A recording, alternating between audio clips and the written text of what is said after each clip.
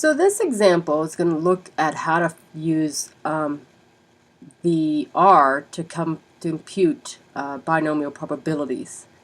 So we do need an example, and I'm going to take one that I happen to have, and it talks about somebody named Trevor is interested in purchasing a local hardware store in some town. That sentence has no more information in it, so we don't really need this. And then it says, after examining account records for the past several years, he found that the store has been grossing over $850 per day for 60% of the business days. And so first off, we want to know if this is a binomial. There are two outcomes. You either grossed over $850 or not. There are a certain number of days that we're going to repeat it over. And there's a probability is independent and is always 0.6. So we're good with that. And then we need the random variable, which in a binomial it's always the number of whatever. In this case, we're counting the number of days grossing over 850. So x would be the number of days over 850. N is going to be changing in the problems we're dealing with, so we'll worry about that later, and p is 0.6. So the first one we're going to look at is estimating the probability that a store will gross over $850 in at least 3 out of 5 business days. So at least 3 out of 5 means the probability that x is greater than or equal to 3, which means that you're either equal to 3, equal to 4, or equal to 5. In R, the command when you are equal to a value is always starting with a d. Since we're doing a binomial, this would be d binom.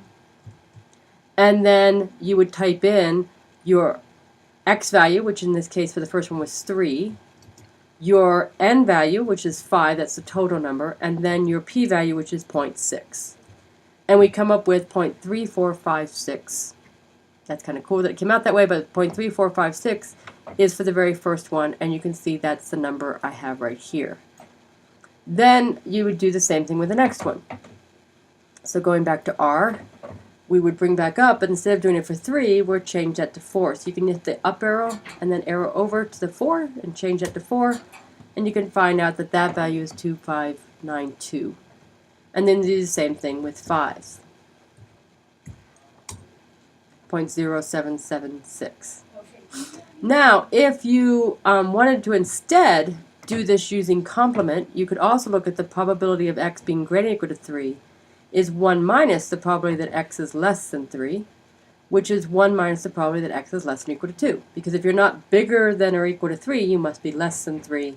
And since we're discrete, we can only be less than or equal to 2. If you're doing a less than or equal to in any of the things we do in R, that is a p binom. So you do p binom, or p, and then we're doing a binomial, so it'd be p binom, and then you'd put in your x value of 2, your n value of 5, and then your 0.6 for your p value. Now, because we're doing complement, we actually wanted 1 minus that, so we actually do 1 minus p again because we're doing less than or equal to, binom because we're dealing with a binomial distribution, and then you can just type in 1 minus that and you come up with the answer of 0.68256 or 0.683. And that's all there is to doing the binomial on R.